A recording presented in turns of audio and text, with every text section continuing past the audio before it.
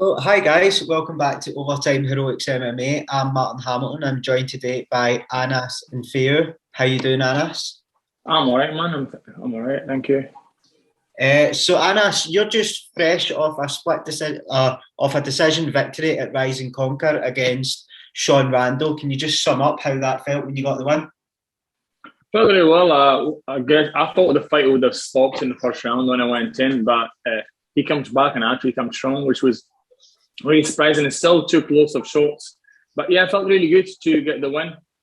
My second win feels really, really good. Yeah, because it seemed like you threw everything bar the kitchen sink at Sean. It seemed like every shot you were hitting was landing, but he just kept coming forward. Was that playing into your mind a wee bit as the fight was going on? No, it was very much really. We just planned everything because it was 5 days' notice, and I jumped in the cage, so it was anything could happen. So the guy could take shots, and he was taking like non-stop, taking me down, me standing up, and just it was a fight. It was a fight. Yeah, because the fight it was scored. Was it scored as a whole rather than round by round? I don't know because look, for me it was 100%. The first round was mine. Second round was mine. The third round I would say it was close, but I don't know how they worked at the split. Which I don't know. Yeah, I was happy with the win anyway. yeah, and managed to earn yourself a fight of the night, which is always good. Because you were mentioning there as well, like you took this fight on very short notice. Like, how did that come about? Because it was 5 days. Did you say? Yeah, because I think one of his opponents had a problem and he pulled out, and that was like I was always training, and my coach come to me and say to me, "Mark, come to say to me, oh, there is a fight come up on Monday. This Sunday." I was like, "What?" He's like, "Yeah, this Sunday, 77 kilos. What do you want?" I was like, "Yeah, sign me up. Why not?" So that's it. It was a great opportunity. Like it's a great show. Like, for anyone that doesn't know what Rise and Conquer, it's run by Andrew Fisher, who's one of the fighters on Bellator. So it's like a big name. It's a big name promoter essentially as well. Yeah, it was a really, really great show. So I really enjoyed it as well. Yeah, a lot of people were saying that. A lot of people were saying it's one of the more like professional run regional shows, if that makes sense. Like Yeah. everything's like pretty smooth, like even like down to like hand wraps and stuff like that. Yes. It's very professional. It's a very professional outlet. I guess it gives us like the chase of what's next for us. So which is great. Like from coming from amateur, what's next? What it looks like, it looks great. So I want more of that. Yeah, because do you think that plays a part in some of these shows, like the shows that do go kind of the extra mile for their fighter and just make sure everything runs like more smoother? Do you feel that plays into it that these guys were or are fighters themselves and they know what kind of Yeah. what to expect? I think so because my first fight, I really hated it. So I was like, I don't want to do this anymore. But now I was like, yeah, I want to do more. I love it. It just, yeah, if people put time to it and think about it, the show looks like that's a show. That's what I will hope every show looks like. What was it about your last fight that you didn't like? If you don't mind me asking. It was just everything was the show was not great. I don't know, the promotion was not great. It just went in. I won the fight. I stopped the boy in the first round, but still don't like it as much as this one. Yeah. No, that makes sense because a lot of guys they talk about the experience, like fighting's an experience for them. It's more than just getting in there. It's everything round about it. So that makes sense that you want to feel as comfortable as you can getting in. Yeah, yeah, it's a sport. End of the day, it's still a sport. You still don't want nobody got hurt. Even you go in there, the cage closes and it's a war. But after that, you shake hands and become friends. No, absolutely, and it was great to see as a viewer. It was great to see so many evenly matched fights. Well, I don't think there was any fight throughout the whole card that you looked at. There might have been one or two that you looked at it and went, these two guys are like so far away from each other in terms of ability, like that you see in some other shows. Yeah, there was nothing. Absolutely, every fight was on point.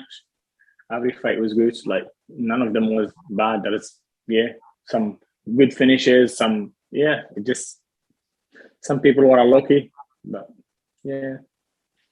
Yeah, because at first it was Yasin Beg's fight that was called Fight of the Night, but through pressure of the fans, they ended up awarding it to yourself and Sean as well. Were you expecting that after the fight? Actually, after the fight, I was walking back out of the cage and I said to my coach, I hope I'll get one of them trophies, because that was a fight and everybody said the same thing. And I was like, should I wait and see? But I was like, no, let's head, because it's a long journey. Then they messaged me next day. I was like, I was expecting that, because that was a fight. Like, we give to everything. Both of us at the end of that round were both in the ground. Yeah, that was one of the fights that you were watching it, and at the end you're like, these two guys have very little left to give. It was so good. But one of the big takeaways that I took from watching your fight was your boxing. Like, I felt just watching your hands. For someone that's had only one fight before this, and this being their second fight, your hands looked really high level. Do you come from a boxing background? I do come from boxing background. Yeah, I box for our boxing club. Oh, right, yeah. Is that Graham Beveridge's gym? No, it's John White's gym. Right. Yeah. It's an hour, so I box for them, yeah. Oh, no worries at all. Because taking this fight on such short notice and being able to go three hard rounds, is that one of the best advertisements you could give yourself as a strength and conditioning coach? Yes, 100%. It just shows you, if you're always camping, always training, you'll always be ready for kind of anything comes in, you can jump in. Because I didn't know what's his background. I know he was a good grappler, but that's it. I was like, okay. Every time he takes me down, it's pure strength, getting back up and just fighting him. And he done it about 20, 30 times in that fight. Every time I actually hurt him, he took me down. Yeah, but it seemed when he got you down that you were able to get up pretty easily. Was that something that you'd been working on before? Yeah, that's the only thing I've been working on in the gym. It's just cage grappling. Yeah, because your gym, the closing the kind of name, Submission Factory. You have a lot of really great grapplers out there. But you said the likes of Craig McIntosh, Callum Murray. How important have these guys been to your development? Really good to see, especially with my coach, he went in himself and competed a couple months ago in Arnold, and he went in with one shoulder. His shoulder was very much not working. I said to him, "We should be doing this." And he was backing off from it, and then he's seen his name still on top, and he went in, and every match he submitted the guys. He even put one of the boys to sleep in the finals, and I was like, I want to know more. I want to know more of that. Yeah, because it's not very often that you find gyms that have such high level grapplers and guys that have kind of been, even in terms of MMA, but guys that have kind of been to the top of MMA as well. Yeah. No, it's really good to have some people. We got Gary, we got Mob, and there are some boys like Sean, who was in my corner on the day as well. Some good boys coming on as well.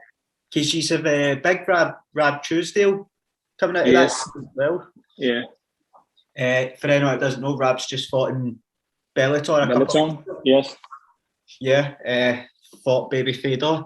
But I just see as a strength and conditioning coach, your diet must be so important to you. But see, after a fight, usually when you've done that kind of hard training camp, what's your favourite kind of cheat meal after a fight? I don't have a cheat meal. I just eat. I don't look to nothing as a cheat meal. What if I need, even in camp, want something to eat it, I'll eat it. Yeah. I don't look to nothing. There is no bad food. There is no right food. It's just food.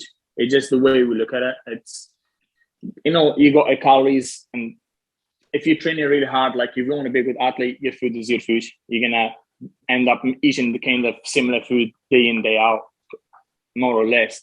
And then if you want a lifestyle for somebody, you just want to look good, eat whatever you want. There's no right or wrong food. Just, it's a life, end of the day. I'll rephrase that then. What's your favourite dinner after a fight? Do you have any? I went for Nando's after that fight. Right, I hear a lot of people do that. They usually do, I hear a lot of people do it after the weigh-in. But the weigh-in, let's say the weigh-ins are the day before, they weigh in and it's just like straight to Nando's. I'm just like that, What just was sounds I like a disaster. after my weigh-in, I went to Five Guys.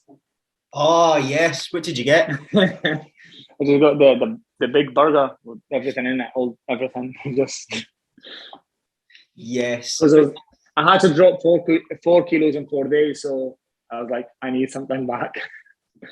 But do you feel as well, like, see, being a strength and conditioning coach and having this kind of knowledge about minerals, knowing your calorie intake, knowing when to eat and when not to eat, and just knowing your body, do you feel that gives you an advantage over a lot of the other guys that are still figuring that out and having to hire external partners in to? 100%. I actually went and learned and actually done the course with Phil Daru. I don't know if you know Phil. He's Dustin Poirier's coach, strength and conditioning coach. Oh right, no. Yeah, so Justin Poirier, it's his coach. It's Phil Daru. He done this courses online, and has got most of the best strength and conditioning coaches in the planet. He's one of them. So we done a course with him. So usually Zoom every Monday. We speak to him. Just it's all online, and we learn from the best. So it gives you exactly like each and week in, week out, and like what kind of training you should be doing, even if in camp and out camp. And like that's what I do. So I just follow everything they do. So I know I'm doing the best training on the top athletes on the planet. Yeah, and that must be so important. See, especially when it comes to taking fights on 5 days' notice, that you're able to keep. You've got enough in that gas tank to be able to go the 3 hard rounds, because a lot of guys, they would have winced at the end of the first round because you expended a lot of energy in that first round. Like, you were cracking those shots in, but there was just so much in that gas tank it allowed you to continue. Yeah, 100%. I went in and I did feel it, especially when he was like taking me down and me standing back up. That takes a lot out of you. But yeah, just every minute I take in. That's what I've been training for. I train hard and I rest for a minute. I repeat. So my recovery is really good to recover and come back. But after that third round, there was no way I'm doing another round though. There was no. So that's what camping sometimes is good for you. So when you have like at least a month's notice and you come the right way, you should be doing 4 or 5 rounds. I should be easy, even for like 3 fives or 4 fives or 5 fives. I should be going non-stop. Yeah, because you touched on recovery a wee bit there, and I just wanted to ask, because a lot of people's kind of recovery techniques tend to differ. So I was just wanting to know, what is it that you do for recovery? So I usually like cold bath. I also have recovery boots. I don't know if you've seen them online. Usually I put them on, sports massage, and just eating and just going for a walk, clean your head. Sometimes I do recovery as well after good training sessions. I've heard that a lot, actually. A lot of people have been recommending that to me. See, like, when someone does like a hard training session on like a Monday and they're sore on the Tuesday, a lot of people say just go a walk, loosen the muscles off a wee bit, and you'll feel so much better. I feel that gets missed out by a lot of people as well. Yeah, 100%. Yeah, just eating well as well. That will help. If you're eating good, just what your body needs after a hard session, that will help you as well to recover better. Yeah, but just the last question for today. Yeah. What should we expect to see next from you? Like, do you have any plans to get back in there anytime soon? 100%. Hopefully, getting back in January. I got the British grappling comp, so that's next. But that's actually in 18th, so I'm doing that. So I'll go for that and then take it from there. Anything comes up, and I will be ready. How are you finding competing in grappling competitions? I'm loving it. It's weird. You can put somebody in some places from one place to another. Just loving it.